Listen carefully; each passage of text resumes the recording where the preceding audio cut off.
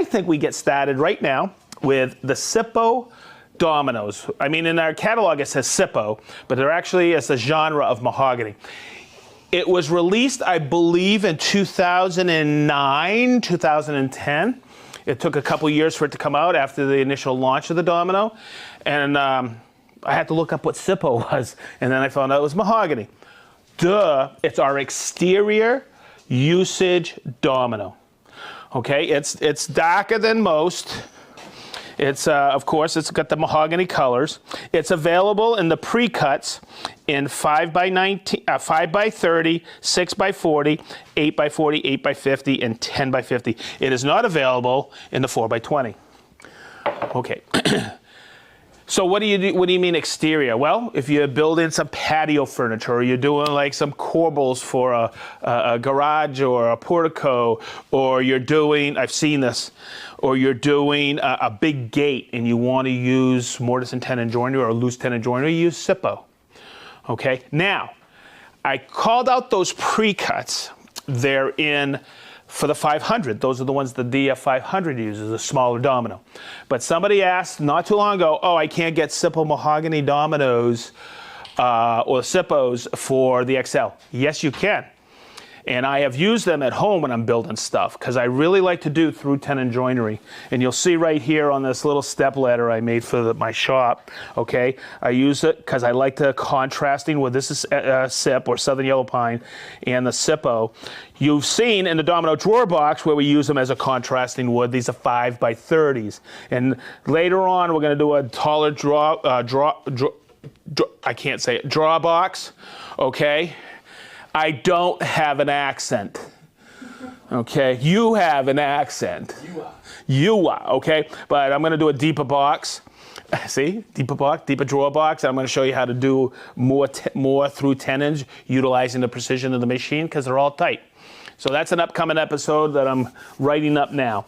So, in saying that, what does the Domino use XL? The Domino XL uses the thicker tenons, okay, but also longer, right? And we have pre-cuts right here in these two different sustainers. We have 12s and 14s in this pre-cut.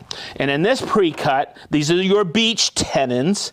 And in this pre-cut, you have 8s and 10s. And you can see the different lengths. We have 80s, we have 50s, we have 100s, okay?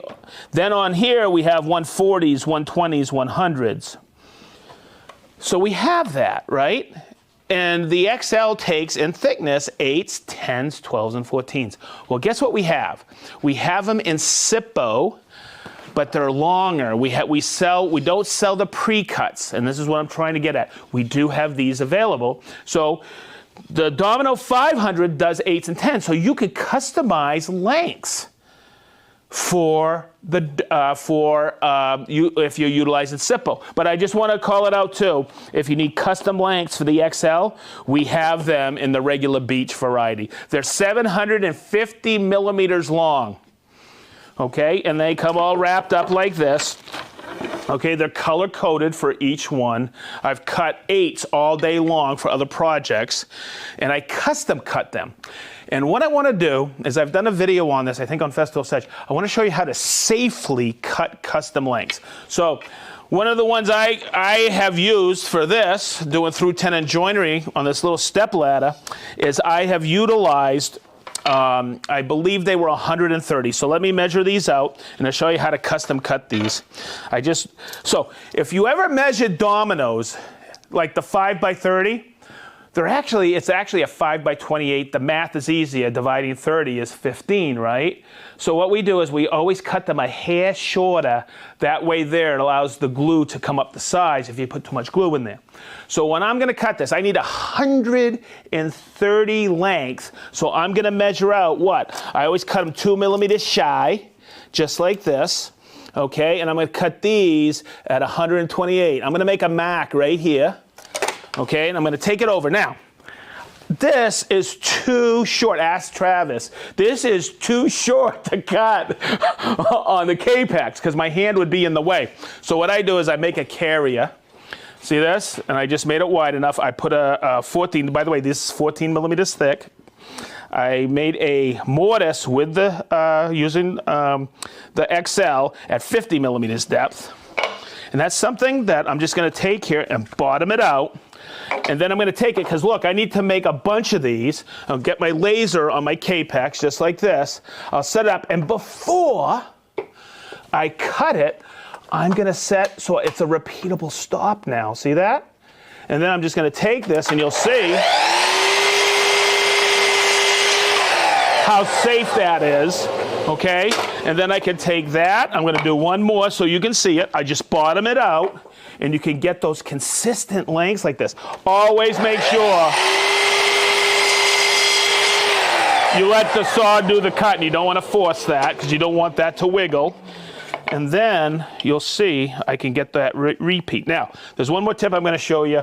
You'll see it on all the pre-cuts. That is a sharp edge, okay? What I like to do is go like this really quick just to knock that edge, so that goes into your mortise ever so slightly. You just have to use the Festool sanding block and granite sandpaper. Whoop, whoop, whoop, whoop. Okay, good. But that's how you make your own custom lengths. And of course, you need to make custom lengths because for the XL with Sippo. Okay. Whew. Man, I got through that. I hope I didn't confuse everybody. But all of it's on our website and our new catalog. Okay, so next, this is the one I'll never forget. Okay, I'm going to hold off because you'll see what I'm talking about in a minute. What if I made this tool handle this morning, or this cabinet handle really quick, and I have a domino in here, okay? I have a 10 by 50, and that is awkward. I want to, how the heck do you do this? Even if I have this set up at 45, this is really cumbersome, okay? This has been around forever. This is what we call, it looks like the cross stop, I mean, what is it called? Trim stops, the ones that have the fences that move in and out, but it's got a V groove, you see it? Okay, and your round stock nestles in there just like that. Okay, I cut these this morning at a bevel. Like I'm pointing out, a tool handle maybe, but when you do a banister, a handrail, okay, you always have to have a return because it's code here in the States that can't be, ooh, it's got some schmutz on there, because you could catch a belt or something going down a staircase, so you have to have a return that returns it to the wall so there's no catching point. Okay, so in saying that, if you have something like this at home, go look at it.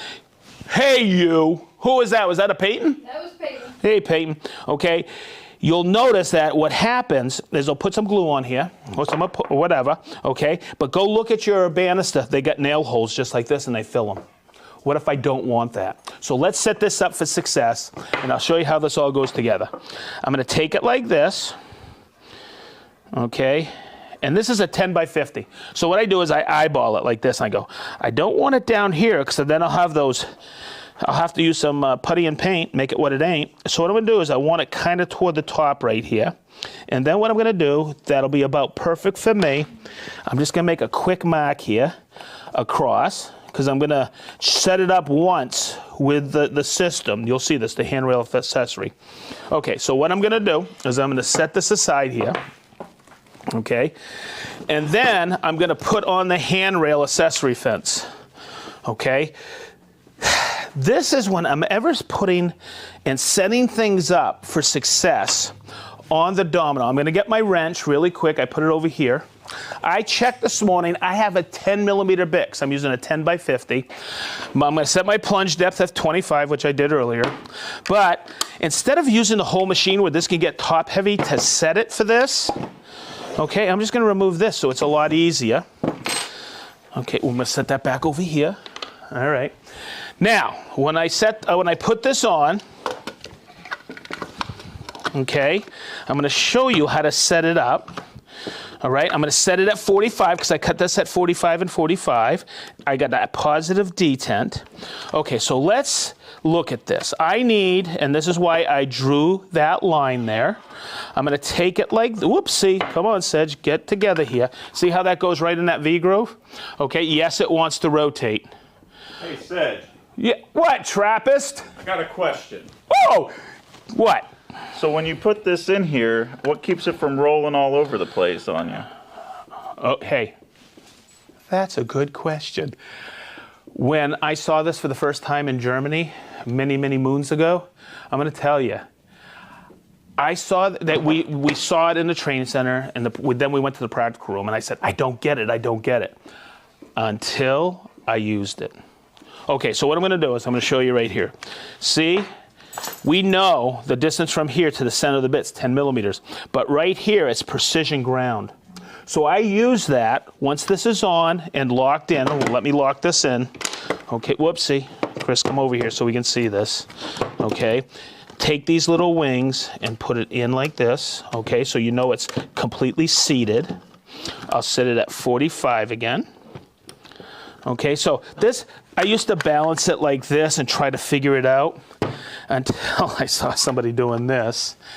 And what I'm going to do is, hopefully we can see this on camera, but what I'll do is I'll eyeball it right on here. See it? See how it's setting? And what I'll do is I'll move my fence accordingly. Hopefully you guys are catching this at home.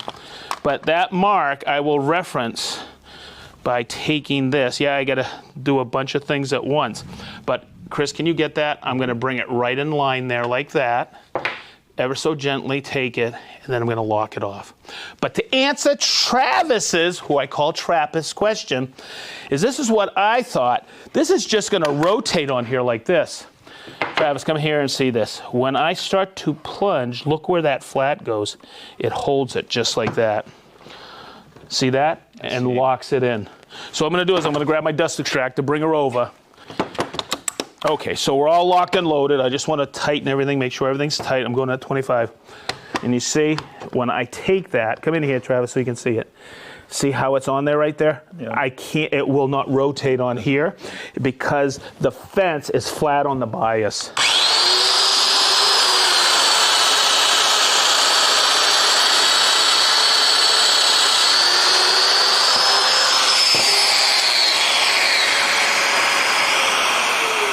Oh, phew, it worked again. So the small one's even easier.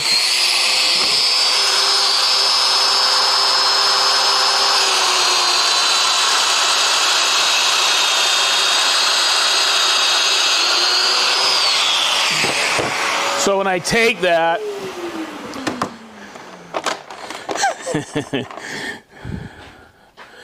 and I take it and I go like that, a little bit of glue, and that'll come right together, and you have a perfect return, just like that. A little sanding right here, okay? Now, you'll see it's a little offset here and here. I'm gonna show you something else that's wicked cool about this. That may be off ever so slightly. So, by a little trial and error, see this? It may not fit exactly on the center. There's a little hex here, and you can dial it in so it's absolutely perfect, centered on there when you have round stock. Cool? Awesome. Thank you for your assistance, sir. Sedge. You betcha. Bye, Travis. Listen to him. Bye, Travis. Bye, Travis. Okay, next. Woohoo! Boy, he's a good dude, huh? All right. Hey, Travis, I think you were with us at Hatfield, weren't you? I called you out there. Too cool. How long you worked here? Going on 9 years. Wow. Hey, I'm on 90 days probation. Yeah. Boy, you like working here? Absolutely. All right, that's cool. Okay, so next. This comes with the Domino, okay? 500.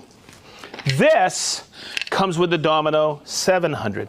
They both do the same thing. They're called support brackets, so what they do is support. Okay, but let me do a couple of things as I get set up here. I'm going to take that bit off. Okay, oh, I just love that pop. I got that 10 on there. I am going to put the 5. It takes 2 seconds. I got it right here. That's Chris's. It just fell on the ground. Okay, you can have that one. Okay. It's perfect shape now. Hey, you panting, huh, Peyton? Are you okay? Okay, so I'm going to put it on. Whenever I hear or see somebody using the domino in the vertical position, I always recommend the support bracket. And the reasoning behind that, it gives it a more stable base for a supporting to plunge with. There's a few other extras on these that I would really want to show you. And I think doing these Festool Lives, I've kind of buzzed through them, and I want to make sure you understand this. Okay, see the two little tapped areas here on the base, the square part? This goes in here like this. Okay, now, if you have one of these that come with the XL, it works. Follow? Okay. I'm going to put this on, and whenever you put something on the domino, make sure it's on a flat surface. That way there it doesn't cant on you, and that makes make sure that your domino mortise is at a perfect 90 to your referenced surface. Okay, tighten it up. Now we're ready to go. Okay, in episode number 32, I showed you these on the support bracket. Okay, we know that these flaps to the center are 37, but you also have this additional wing on the 500 support bracket that allows you to gain a new reference point. It's 20 millimeters. And the way I use this, and I show you in episode 32, is doing drawer boxes, okay? I come from the bottom, 37, and then I flip the flap to do the top. And if we really look at this, I don't get involved with that groove because I do 37. But if I had done 37, it would have been too awkward looking. This is more aesthetically pleasing.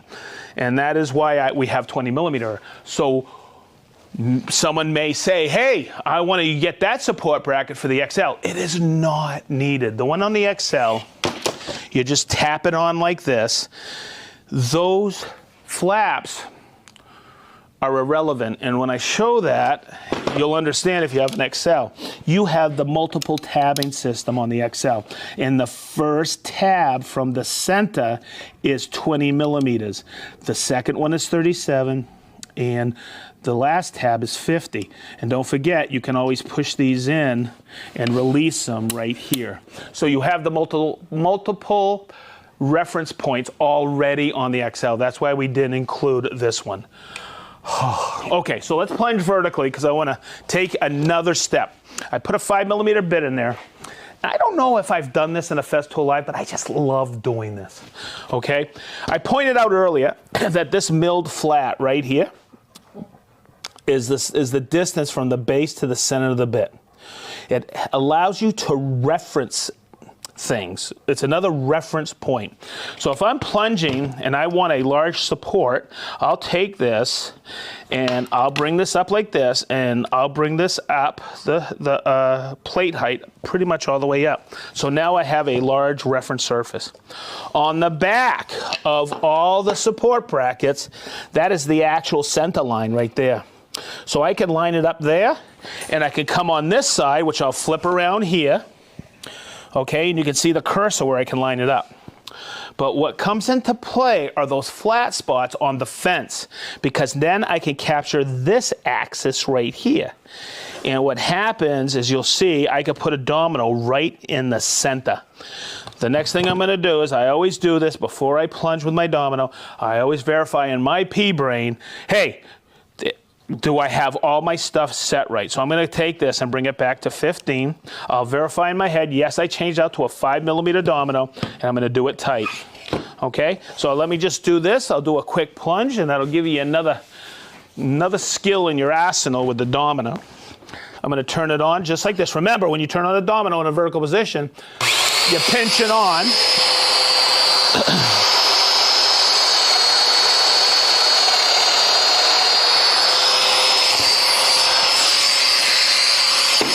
And you'll see with that, you can put that right exactly in the center of a board by using those reference points on the domino jointer. So the question we get is, what should I get for a second rail? Well, if we look at this, and I'm just going to take this like this and move it off. This was very common when I was doing trainings here in Lebanon. This is why a 55-inch rail okay? It's cross-cutting a sheet of plywood, and you still have that forward part so you don't plunge into the plywood. All right, I gotta make sure I get the right saw right here. Okay, if I set this at 3/4, because this is 18 millimeter, I could still have that engaged. And Chris, come over here so you can see this. The cam is still on there, but when I plunge, you see how it's forward? And I've talked about this in other episodes. Okay, so I could cross-cut this piece of plywood. So the question is what rail do I need? Because this won't rip, or straight line rip this piece of plywood. So I'll always ask you, is it strictly for your shop, or do you need it to be portable? And because I always, and I think you've seen this on Festool Live, I always reach for what? A 3000 rail, okay, 3000 millimeter.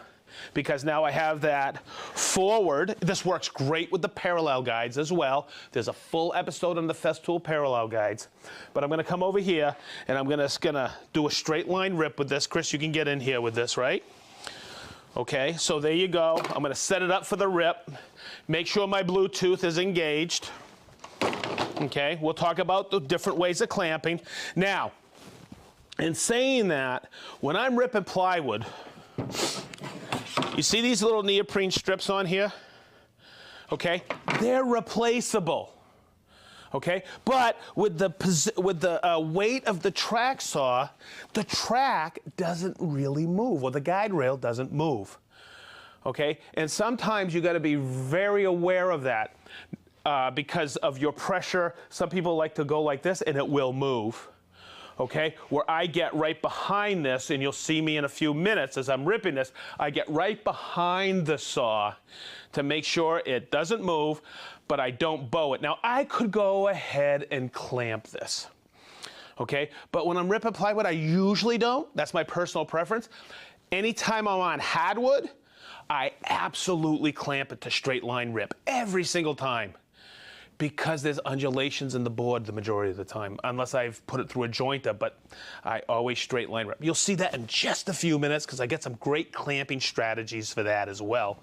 Okay, so let's rip this. I'm just gonna make sure my Bluetooth's on. Okay, good.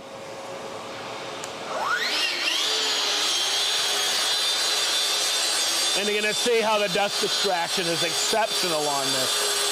Okay, so I'm straight line ripping, right? Okay, remember, that's the center of your blade. So push it past and bring it up full speed. Now, what if I'm out on a job site and I don't have a long enough cad or a truck or van to take this in? You have to connect the two pieces. Okay, so let's connect rails. Now, I've taught you during Festool Live how to connect rails. I thought I'd do it with 2 LR32 rails today. What I'm gonna do is I get the new connectors, and they're pretty simple to use. It's a good step through. Okay, we got a full system. There's a whole kit for the connectors come in with a couple of clamps and a new angle unit. But this is a pretty simple system. You can see where it says 1. This is the one that actually aligns it absolutely perfect. I always put the line there. Is it necessary? Not really. And I tighten these two like this. I've shown you how to do this, but this is wicked important when I do this because I've seen people overcomplicate this and it's not necessary. I always put a little bit of space in there just to compensate if I've dropped this and it's dented a little, okay? And then I'm gonna take this and tighten it. This is something somebody asked me in Cincinnati one weekend. He goes, I'm connecting rails. And I went through this whole operation and he said, I didn't know to put a space in there. And lo and behold, he did that. He emailed me, and guess what? It works great now. Always put a space in there. So the next thing I'm gonna put is, I'm gonna put the stiffener in like this, slide it in. I just love doing that. And I'm gonna center it as well, and just tighten it up. Now they're in line.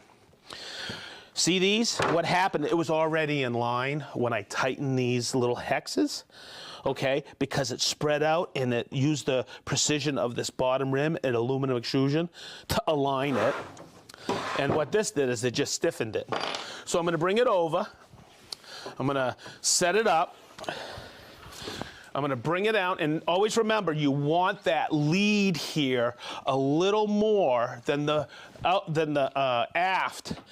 Okay, so you can plunge without plunging into the material. And I want you all to see that there's plenty of room on here, okay? Boy, I'll tell you, it's night and day difference when you're ripping with that 1.8 millimeter. Woo! Night and day. Okay, and you're gonna see, hopefully that comes on camera, that's a perfect straight line rip. Okay, now, here is the tip I wanna show you doing this. Okay? I was at a trade show and somebody says, yeah, I align it like that, but then when I move it, it cants a little. I go, yeah, because when you move this, because that's a huge lever. Here, you should always, when you're moving this, just move it and support it like this. Okay, and that way there, you're not taking that and twisting it. Hopefully that made sense to you. So when I'm ever, especially if I have the parallel guides on the ends here, oh my goodness, that's a lot of weight. So if you're picking it up at one side, it could bow a little. But if you do this and you go through that process with those new connectors, I think we came out with them last year, you're gonna get that perfect straight line rip every time. Okay, so I'm hoping that helped. Now, what else goes on the guide rail? A lot of people don't know this. I'll just bring it over here to the edge. But we have another saw out there. We call it our carpentry saw. It goes on the FSK rail. Hang on, let me get one. Okay, so this is the FSK rail. And if we look at it, it's got this, I always call it a bungee cord, spring loaded, but you have 2 points of contact. And we've done a whole Festool Live on this. But you'll notice that this is quite similar to this, right? But there's another piece here. Look, it's a little T, right? Now, really, really important. The track saw, the TS saw, does not fit at this moment on the FSK rail, okay? But, I'm just kidding. Okay, but if we look right here, there's a T here. That's why this saw fits right on here like this, okay? And to release it, you take it off like this. But the nice thing about this saw is you can also use it on the track, just like this, okay? And you can use it with the track. And you can plunge with it, but what you gotta do is release this tab here, bring it over here like this, okay, and then plunge and it locks in. But it does work on this track.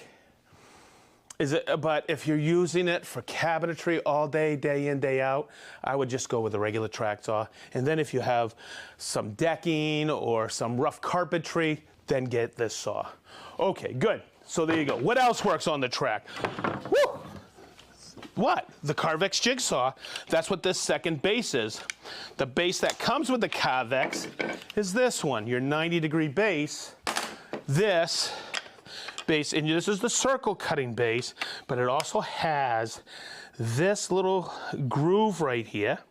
So this is the confusing part. You'll notice right here, this is offset from here. It doesn't go on the track here. It goes on the track out here, and it works effortless like that, okay? So that's a nice addition. Okay, next.